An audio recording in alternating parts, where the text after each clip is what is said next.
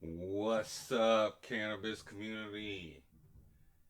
I'm Brent Green, and today is Freeform Friday, and I got my dude Alan Murdoch here with me today to ask me questions, just like the intro said or the title says. It's ask me anything. Y'all can ask me damn near anything too in the chat if you want. Let me know how the audio is going for y'all. We do have some background noise going on. The laws has been trying to get in here all day, banging on the doors and shit in the windows. And no, we're not doing a whole lot of camera switching today either, um, because we have some technical difficulties. But like Jay said, man, like Jay told me earlier this week, man, stop trying to be perfect all the time. So there's that. Anyways, let's get right to it. Awesome. Brent, thank you very much for having me on the show today. It's really great to be here. Um, we started working together about maybe 4 years ago, and we initially met through an app called Shaper. Um, and, we were both looking for people to collaborate with, connect with. So talk a little bit about that process and, how, the Denver season kind of changed how you're thinking about online media. Well, I guess you could say prior to what was it 20? It was late 2016, going into 2017. Pretty much, prior to that time, I was used to working by myself. I hadn't found very many other creative confidants. Um, I actually tried to connect with other creatives who did what I did, but most people were too busy in their own zone to like, or even considered. I guess some people considered me competition. This was when I was still living in the Bay Area in the city center. But the Shaper app, as shout out to the Shaper app, right? It worked. It worked for us. It got the job done for us. But you know, I, I still sometimes go on the Shaper app, and it seems to be getting junkier and junkier. So, but I am gonna say this: I see a lot of people out there who have creative confidence and everything, and creative teams.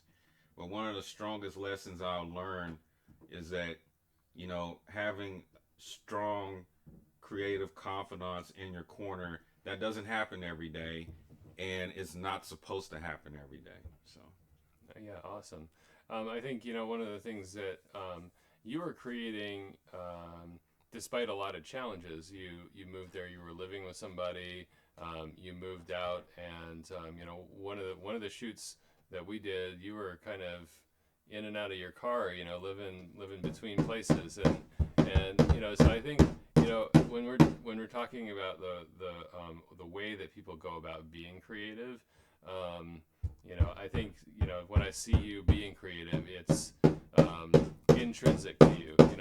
This creativity, this process that you're on, this journey that you're on, is an intrinsic process. It's not necessarily motivated by all the people out there. So talk a little bit about like what drives your creative process.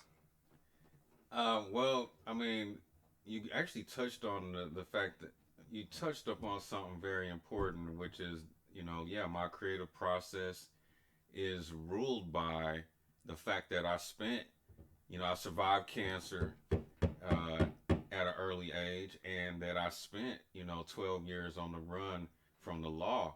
So, my creativity is always led by my intuition and the fact that I when I was on the run, when I was felt stuck in those grow houses, this my creativity is the thing that carried me through. Y'all gotta forgive the banging noise in the background, man. I'm telling you, it's the cops trying to get in here. They want to know what's going on in this channel right now. They're like, we heard weed and we saw a five leafed plant on the screen, and so we want to know what's going on. So they keep calling, they keep banging on the door. One of the things that you've talked about before is that you you do more than just cannabis. You're more than just cannabis. Cannabis is one component of a lifestyle that includes a kind of healthy living. It includes living off the land, foraging, some other natural things that you haven't brought to the fore all the time. Making your own medicine. From plants to mushrooms to other kinds of things. So talk a little bit about foraging. That's something that you put in your social feed this week. Yeah, tell us about that. Yeah, that's been pretty monumental. That change there in the in my social feed. That change, pretty much. There's an aspect of me or aspects of my interests that I've definitely kept away from the public because I I considered it my own personal respite. Um,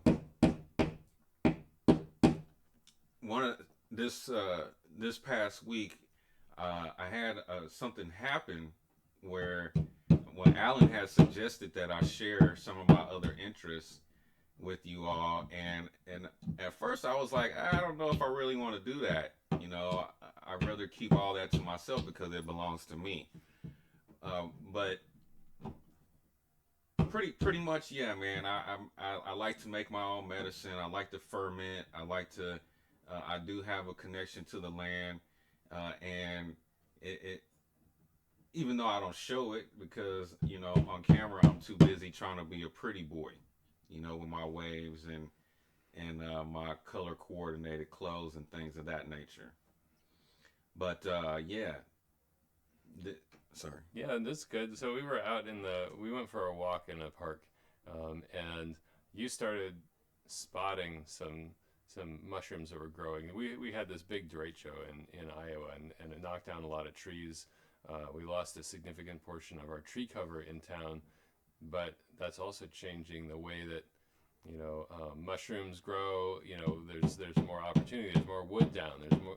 So you started spotting stuff right off the bat when we went in the woods, um, and uh, and you found some flushes of mushrooms that a week later were five times. They were big when we found them. Yeah.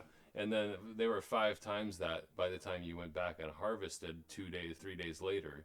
And so we had a mushroom dinner last night, based off of just things found in the woods. And so, tell me a little bit about like where your initial experience with foraging came from, where you learned it, what's the history with that, and talk a little bit about that. So my history with foraging was born out of again my intuition led me to foraging. Before I get into my personal experience, I guess we could talk a little. I should talk a little bit about the cultural aspect of it. Uh, you know, the my enslaved ancestors um, they was supplemented their diet by hunting and foraging. And when I was really young, I was in my teens, in my late teens, I pretty much, so one thing that has been a constant for me is housing insecurity. And so when I was younger, I was like what I call dead dog homeless. Like I slept on the ground, roamed around with the same backpack, same dirty ass clothes, and everything. And so essentially, for me to learn how to forage was a necessity.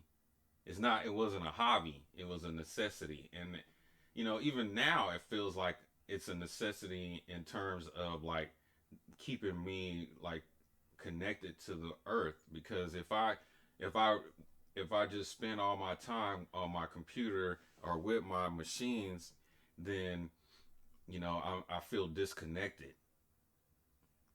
So, and I think the probably the very first time I foraged was when I was in Fort Worth, Texas, and I found a pear tree in a parking lot, and I remember feeling like, wow, this is the greatest thing in the whole world. Now I wish this was everywhere. And then beyond that, when I was a street kid, I roamed around with large groups of other street kids, and they all pretty much, we all schooled each other. But because of the fact that I didn't really have any outdoor skills at the time, I pretty much was a student. I had to remain. I just remained a student.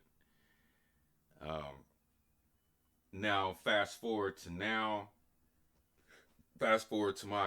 experience in Humboldt. It brought it all back to me. And honestly, I'm just gonna say I'm grateful that a lot of people don't forage. I'm grateful that a lot of people don't know about foraging or fermenting or wild crafting or making their own medicine. I used last year. I was like, oh, I think everyone should be making their own medicine because of our collective situation. But after what I seen in the park the other day, when I went to the park and I mean, some of the most massive flushes I've ever seen in my life, man.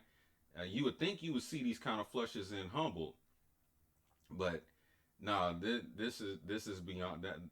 The flushes that I'm seeing here are beyond anything I've ever seen. That's amazing, and I think a lot of people just go out in the woods for a brisk walk and a little exercise and to see a little bit of green. But this is something that's a little bit deeper than that for you. It's a relationship to the land. Yeah, it is. It is definitely a relationship. It is my own personal connection to the land. A lot of boys put a lot of emphasis on getting babes, and I feel the same way. But for me, there's nothing better. There's no better feeling than having control of my medicine, having control of my food, even with gardening. What's up, voice of Zion? One love to you too, player. Thanks for tuning in today. Uh, but yeah, man, you know, guard. I would just to put it in to make it real simple. For me, that is my own version of sovereignty. I can't really have control over very many other things in my life except for stuff like that. That's great. So we went to a we went recently to check out a store that sells a lot of they sell stuff for making tea. They sell stuff, and the person there is an experienced medicine maker. And have you met a lot of people in that kind of space, or is that a unique circumstance in your history? Tell me about like people that do this. Have you met a lot of people that do this professionally? No, I haven't met a lot of people who make medicine professionally or wildcraft or whatever we want to call it. I do go to apothecaries. For a long time when I lived in the city center, when I lived in the Bay, I kind of didn't really explore. That's another thing too. Like I had kind of put all that stuff to the side. I would say I put my roots things to the side to do this tech shit as a necessity to ensure that I stay on camera and things like that. But to answer the question, no, I haven't met a lot of people who wildcraft. No. It's a changing environment out there. I think there's more people interested in it, more people wanting to learn it, more people interested in what natural products can do for them.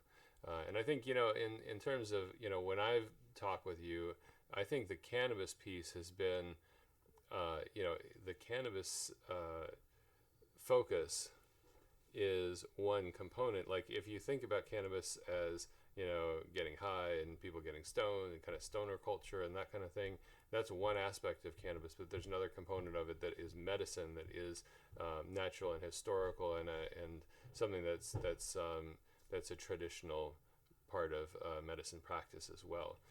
So, how do you see working in describing what's going on in cannabis and the medicine side of things? Do you see those integrated? How does that play? Well, yeah, they first of all, from my perspective, I noticed that a lot of people spend a lot of time focused on the plants that get them fucked up, or plants that do that'll take them somewhere else. But my overall commitment to the plant kingdom is that I love all plants, right? I love all the plants. All the plants love me. And cannabis is just one small section of that. Uh, and in terms of medicine and things like that, a lot of the plants that we find out in the wilderness are, in a lot of cases, stronger than cannabis. It's just not They're just not as popular. Like turkey tails, right? I will take that in its most basic form. Turkey tails is a type of mushroom, and it's considered highly medicinal, and it eradicates cancer cells just like cannabis does. The reason why we focus so much on cannabis, the reason why we have focused so much on cannabis, is because of the illegality of it. Right. So the war on drugs has kind of made people kind of create a war cry around like defending its medicinal qualities, whereas other things, their medicinal qualities are just part of, like, it could be food, it could be medicine, it could be a combination of things. Well, yeah, yeah, exactly. And also, when we talk about medicine, right? It's a full range of things, right? It's not just one thing. Okay, so when we talk about, so your diet is one aspect of medicine and health, right? What you're consuming on your computer screen is another aspect of diet and health. But when we're just talking about like medicine that we're putting into our body, it's not just one thing that's going to get you there. It's a full breadth of things that are going to get you there, right? See, now the cops starting to yell at us. Mm-hmm. See, every time we talk about cannabis, they start yelling at us. But And we've seen these cops. We think these cops might be smoking in their vehicles sometimes. So, we're not so sure about what's going on with these cops.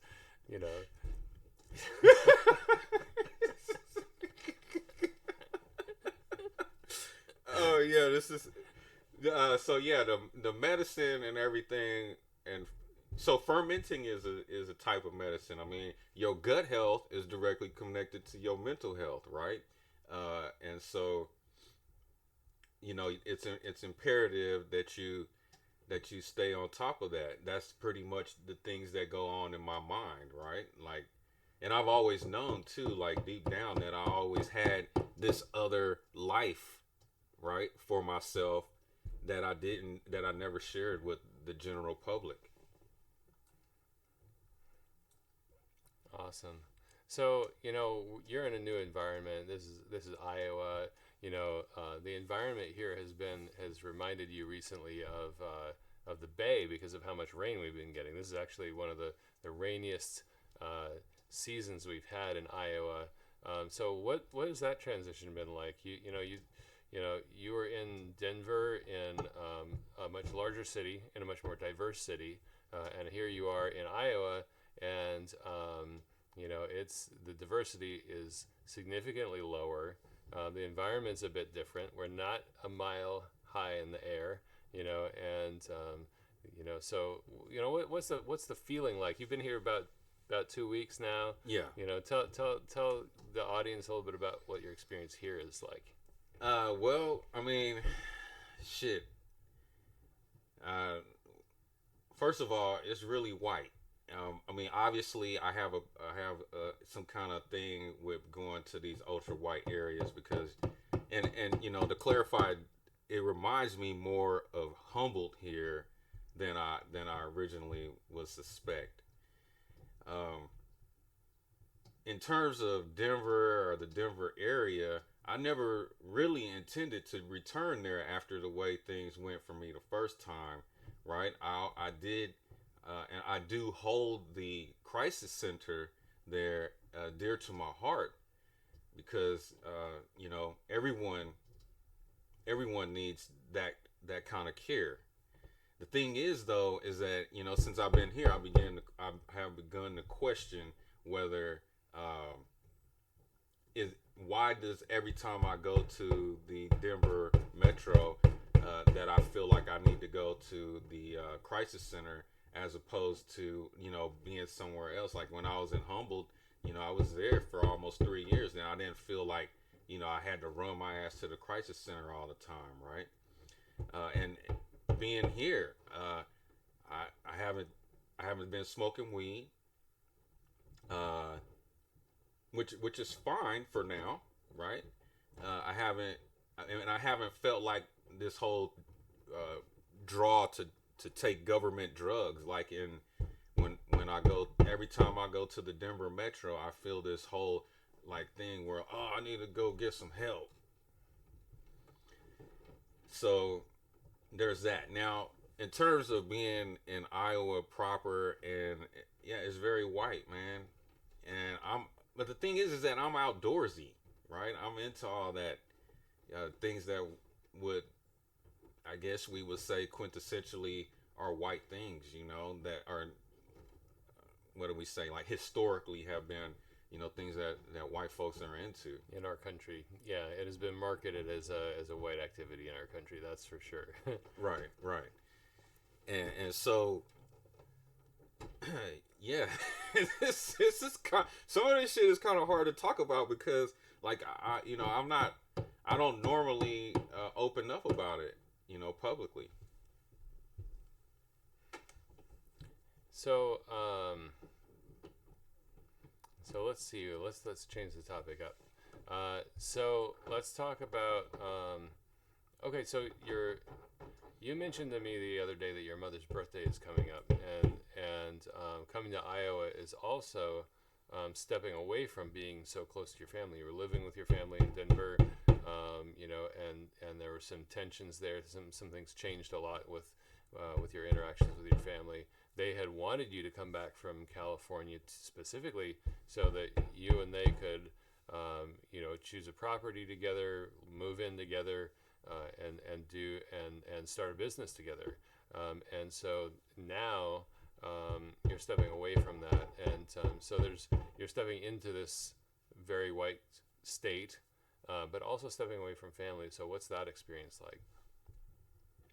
Yeah, that's a good question. First of all, uh, these past 3 weeks have been some of the roughest 3 weeks of my entire life, and if you know me, then if you know my full story, then you know that I've survived many things and many tribulations. But I don't think anything, and I've been dissed a lot in my life. I'm sure we all have, right? And we all can relate to that. But the thing is that it's one thing to get to feel, I'll say, washed out by your, or attempted to be washed out by your own family.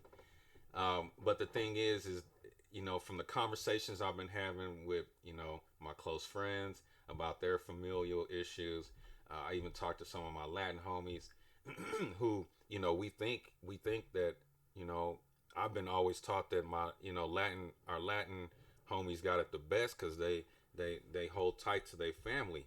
But, I was quoting some of the things that my mother said to me recently, and my homie was like, "Man, my mom's saying the same things to me." the same things with the lack of our elders seeking out help for their mental health trip. It's universal. Uh, and it was put to me like this today in text that the theme of the year, the past year, has been us learning to reparent ourselves. And one of the to bring up my mother, some of her indoctrination is that I always grew up with the understanding that my family is in the streets, like how y'all how Jay Blue Tape has been here for me, how my relationship with you, Alan, has been it's familial, and with many other people I've met out there in the world. And I'm gonna just say this, that I've from my life experience, I felt more love from people who don't necessarily know me as from Adam than I have felt from my own biological family. I barely keep in touch with my uh, extended family. So I'm sure other people out there can relate to that as well. It's a challenge. It's certainly dealing with family. People feel like they're so close that sometimes that it's acceptable to cross boundaries and to push in ways that they wouldn't to an acquaintance or a stranger. And so that's definitely something that's a challenge to deal with. What are your what is your what is your new vision for, like, you've only been here 2 weeks, but do you have like a future vision for like where you'd like to take things in the next, like, if you're in California 3 years, you're in Colorado for maybe 3 years, you're here in Iowa 2 weeks, what would your 3-year journey in Iowa look like? Well, I'd like to, of course, follow through with the dream of, well, not the dream, but actually, the action of purchasing property. I'd like to have a family as well. That's something that definitely contributes to my brain strain. Um, you know, I also, I guess, just all the things that that we feel like regular people should have, things that I avoided for so long. Family, my own family, excuse me. Right, when you put your own family together, it feels different. You dig? And to ownership, I think that's the subject for a lot of Black people right now, is ownership, equity. Absolutely. And I think so I think so relationships. You talked about swiping. You've mentioned something about relationships. Anybody out there in this audience today, if you know a woman that would be great for Brent, don't have them swipe on any of these apps. Have them go directly to the green scene and send a personal message to Brent. Uh, That's what Alice said. yeah, I'm the spokesmodel here for Brent Green, to all the ladies. Yeah. So so okay. So talk a little bit about relationships and what has that journey been like? Oh, the journey of relationships has been extremely brutal, and I ain't even gonna lie to y'all, man. I brought that shit on myself, from my decisions, from my view of the world. At one point, I left my long-term girlfriend of 5 years, who I almost was pretty close to marrying. I left her to do the green scene. That was in 2012, 2011. And since then, at that, I will say this. I'm gonna say this. Y'all need to make sure, man, that when you in these relationships and you departing from them, you need to take the proper amount of time to heal. So that's something that I didn't do, and it sent me on years and years of just rowdiness. Okay, going from babe to babe to babe to babe to babe to babe to babe. It went all the way from that shit, and I'm not lying, y'all. This shit went all the way from 2012 all the way to 2016, 2017.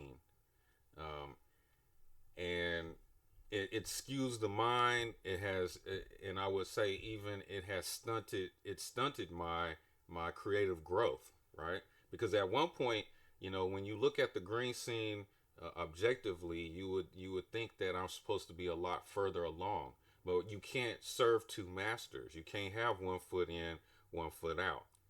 And when we, and I know Alan's next question gonna be my fascination with sugar mamas and shit. That is another version of having one foot in and one foot out. So tell me about your fascination with sugar mamas. Well, it's a worthy conversation to have because, you know, first of all, I just want to make this expressly clear. And Alan has watched me go through the changes involved in letting that lifestyle go. Um, One of the things is that uh, it made me hate myself, and it made me reevaluate the way I operate because when you're out here doing things that are like that make you feel less than a man, then it's hurting your spirit, and we can also say that those are the types of things that has stunted my creative growth. Um, I remember the year, like you when you mentioned earlier, Mm-hmm. the year we met. I had left the lady, and I was so fed up with that lifestyle that I'd rather go sleep in my car in the woods. Right.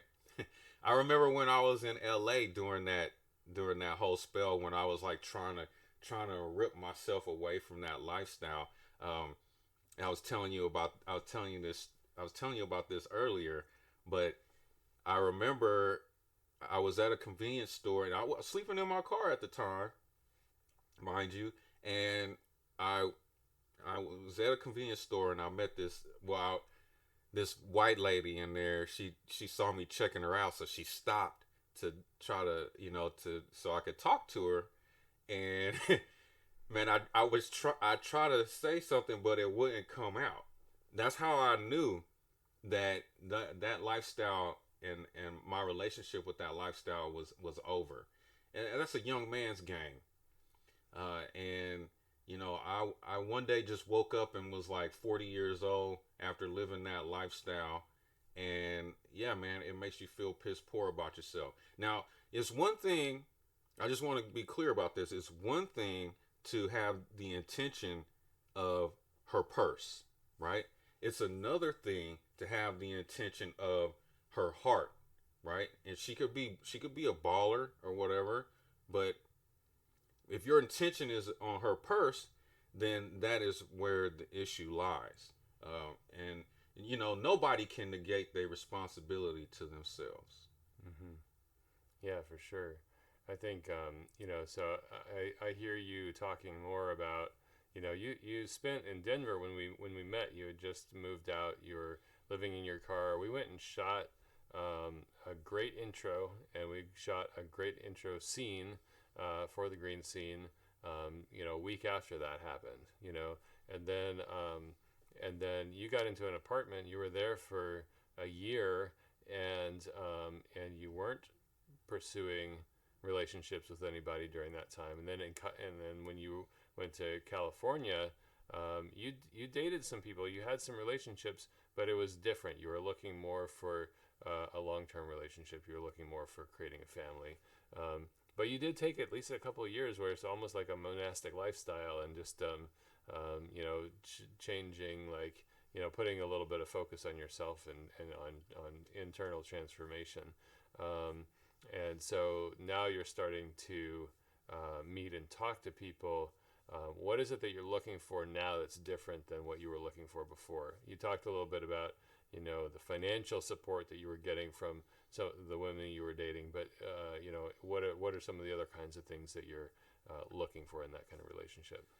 Well, I mean, I think I'm looking for all the things that everybody else, well, not everybody else, but everyone with pure intentions is seeking.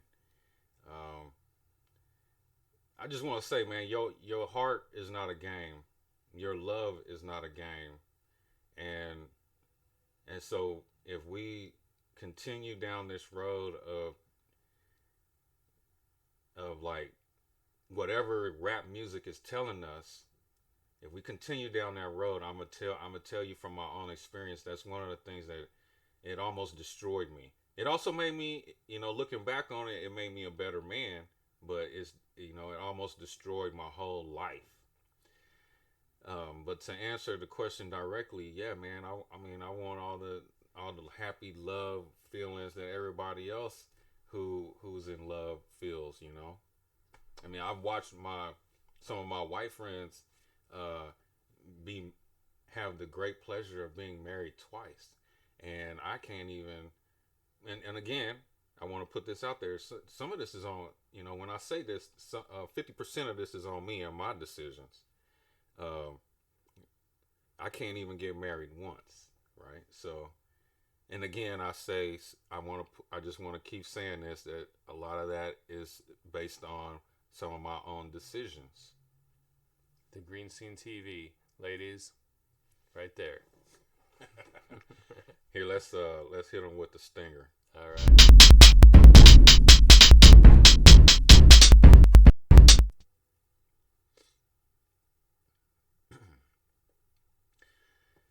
What's up with y'all out there today, man? Y'all, the chat room kind of quiet. What's going on, man? What's up, Voice of Zion, man? Thanks for tuning in. KM Ross, I know you out there lurking, player. I know you lurking. Anyways, so yeah, we here with Alan Murdoch, and he asking me damn near anything.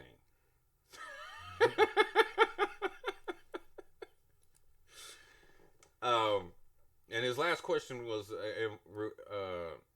surrounding swiping, and I one of the things I will say is swiping here in Iowa has been, oh, and Colorado too. I don't know what's in the water out there, y'all, or what the fuck y'all boys been doing to these ladies, but a lot of these women, and even in Humboldt too, seem real bitter and upset.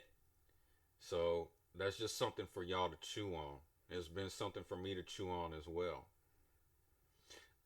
Back kind of back to that sugar mama thing.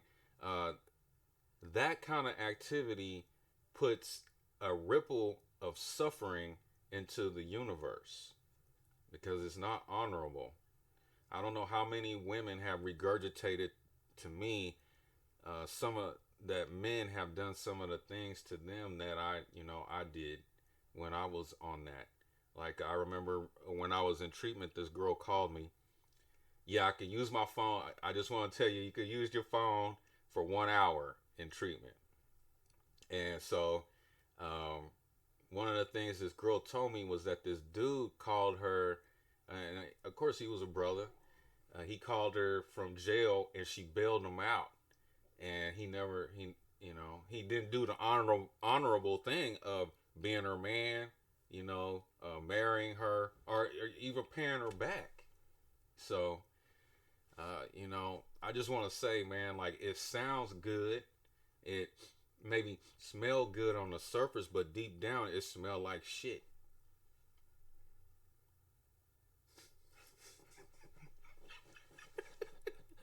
You like the way I put that? Well, I'm just saying. I mean, it's the realest thing I can say. You're being honest about your experience and where you want to be and where you have been, and talking about like what does that story want to look like.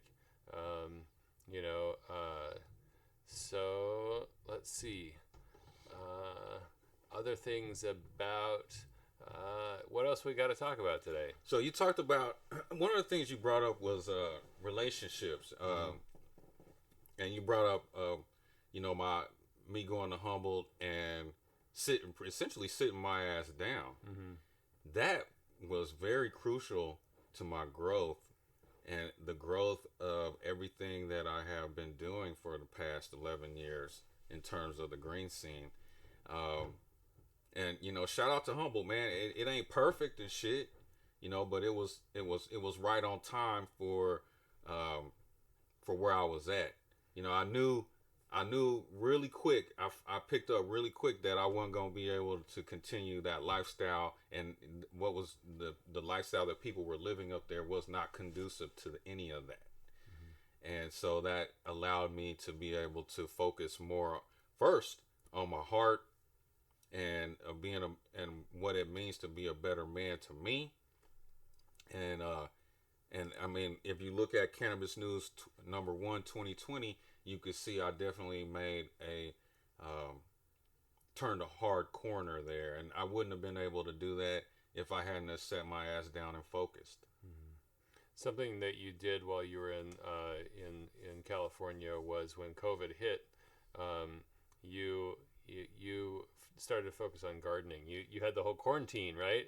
And so like the house you were living in, the owner of the house let you garden the entire property, and there was a neighbor that was gardening as well, and you guys were trading food and doing a lot of other things like that. So, talk a little bit about like, what is it in like? So we talked a little bit about foraging, which is going out and exploring the world and finding and discovering things you come upon that can serve your nutrition and your health.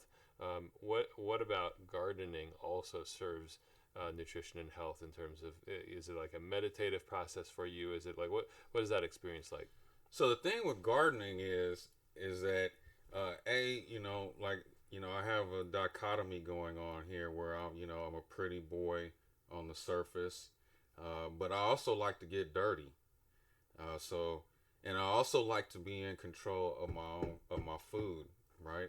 And there's the belief that anything that you grow, right? If you grow weed or food or whatever, by the time you harvest that item, the chemical constituents have become suited to your chemistry and what your body needs. I know it sounds real kooky and woo woo, but last year my experience with it pretty much was, my garden saved my ass. I know y'all can relate to the delays with unemployment that occurred and still are occurring. And there was a period where I had absolutely, I mean, I wasn't like dead broke, but I had a tiny bit of cash, and I had to stretch that shit out until I got all my back pay from the unemployment people. And so my garden essentially saved my ass, saved my life. I ate a big salad every day. And one of the things about that, having that big salad every day, it it changed it changed my chemicals. It took me how it took me 3 years to pull myself out of whatever mental health strain that I had going on, that I had brought on myself from the lifestyle I was living. And last year when I had that big garden, it really, really, really helped me. And I hope that all of you are able to get more in touch with an organic life. When I talk about an organic life, uh, I'm not talking about going to Whole Foods, okay, or buying some shit that just specifically says it's organic. I mean, because they could be lying. An organic life is when you are growing your own food and medicine, and you're also making your own medicine. That's an organic life, okay. But I know and I understand that, like, and I always bring up Larry June because he actually juxtaposes the two together, the street edge and an organic life, but he puts an emphasis on shopping at Whole Foods and things like that. So for me, this is where I deviate from that philosophy, where a true organic life is you have organic intentions, and you grow organically, you grow your own food organically, and you make your own medicine organically. So, That's great. Where can people follow you to see some of your organic life content?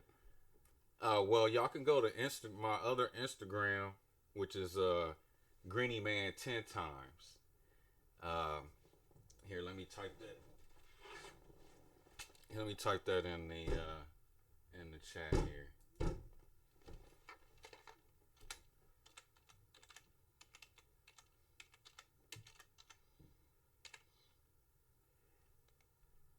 I think you missed the N. Greeny Man.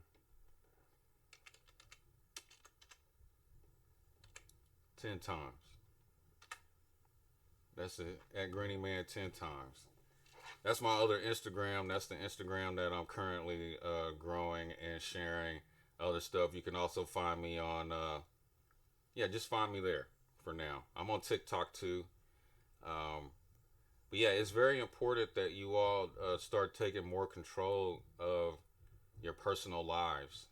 When we talk about mental health, when I talk about my mental health, maybe not this last mental health trip that I had, but the one that I previously went through, uh, it was all related to the fact that I had gotten too far from my roots and what really mattered, or to you can say I had gotten too far from organic intentions.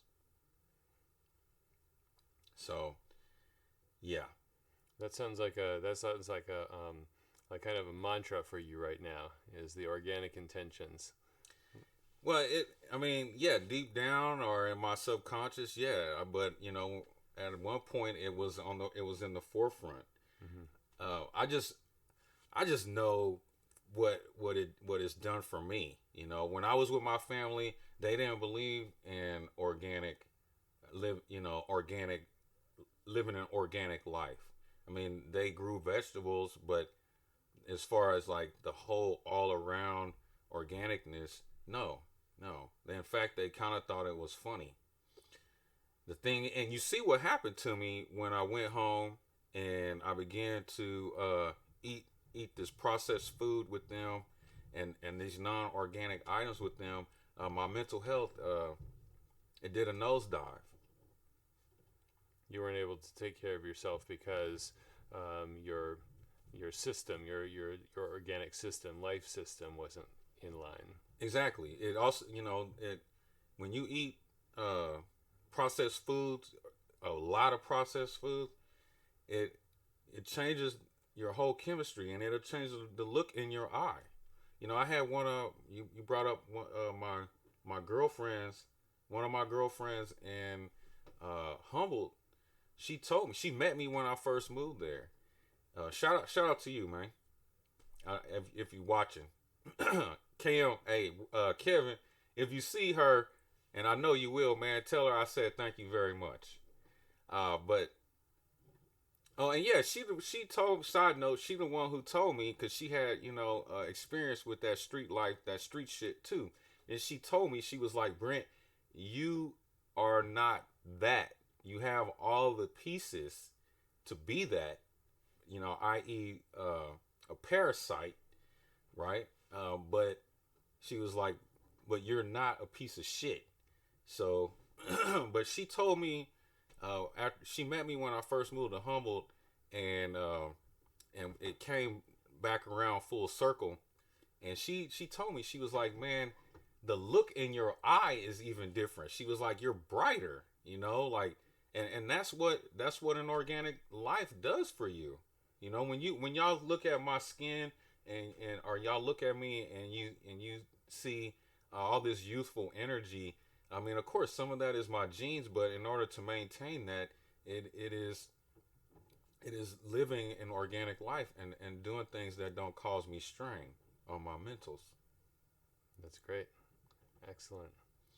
So I encourage all y'all out there to take this here season, this summer, uh, whatever it is currently, because it don't feel like summer here right now.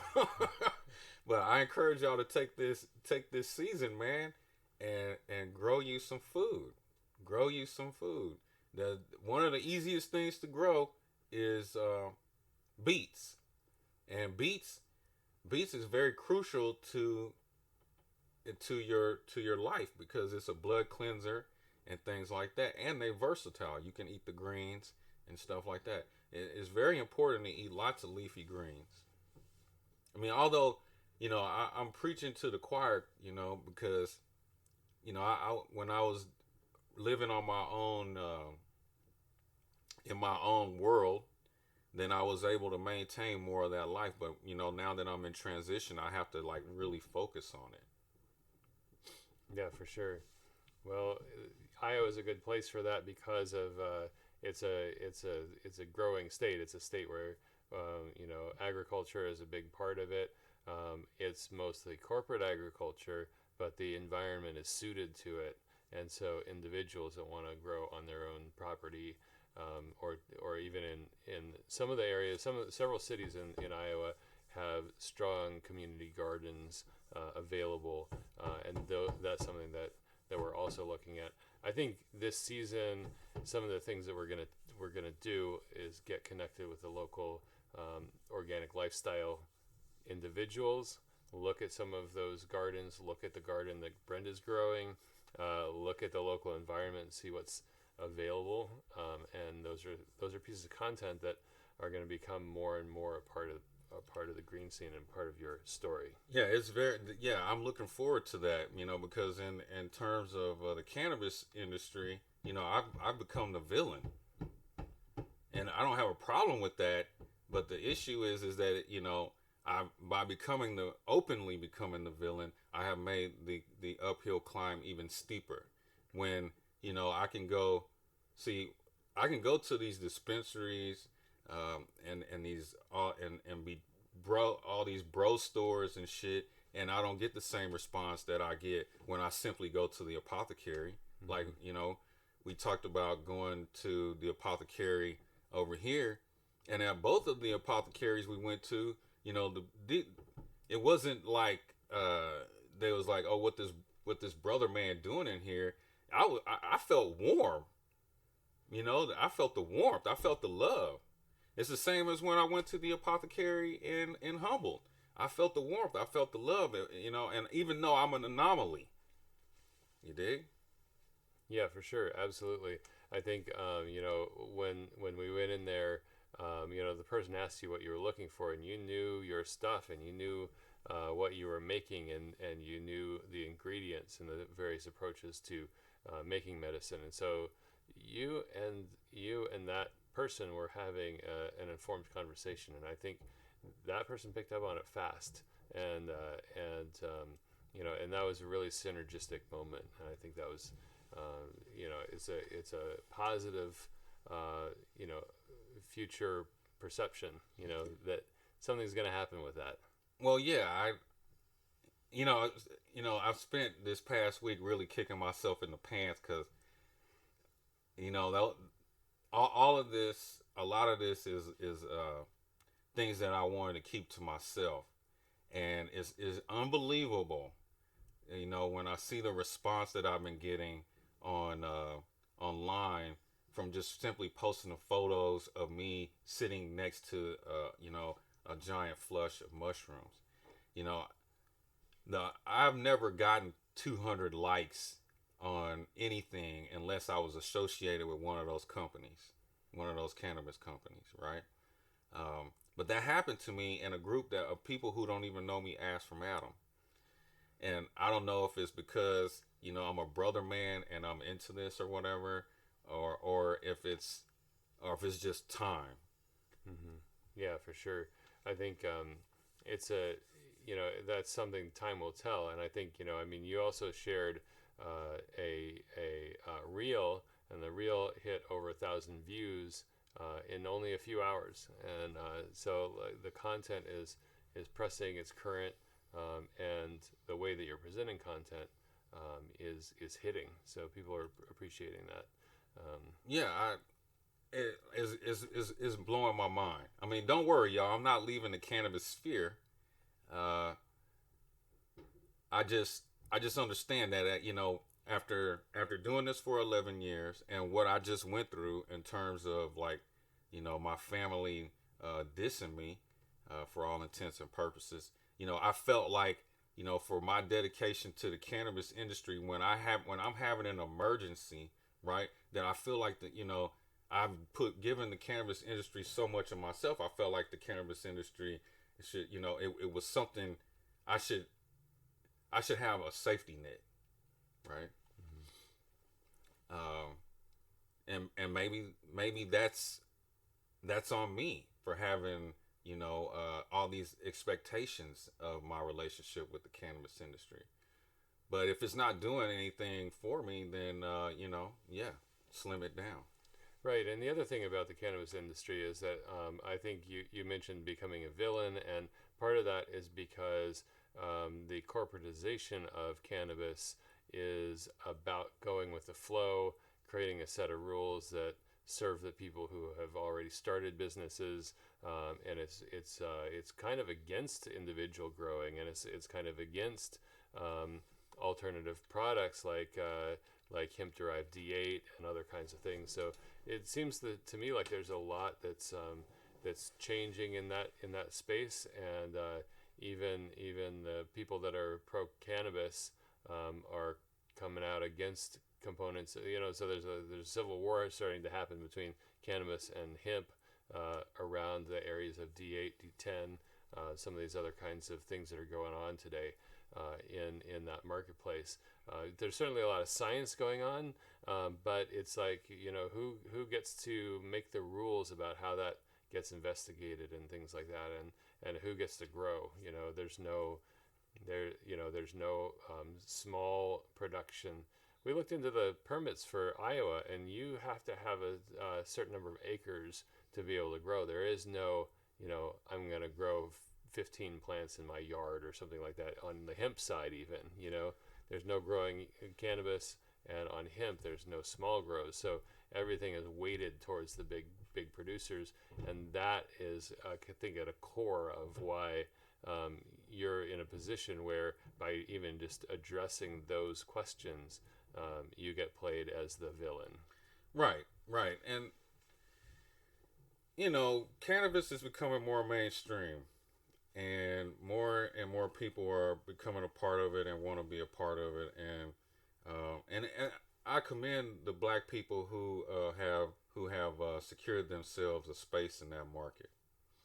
For me, I chose to use my voice as opposed to trying to do a hands-on farming thing, because I grew weed for hella years, and I seen the writing on the wall where it was going to be overran by white folks. When I was younger in the late 90s, and when I first started growing, that's how I got introduced to it.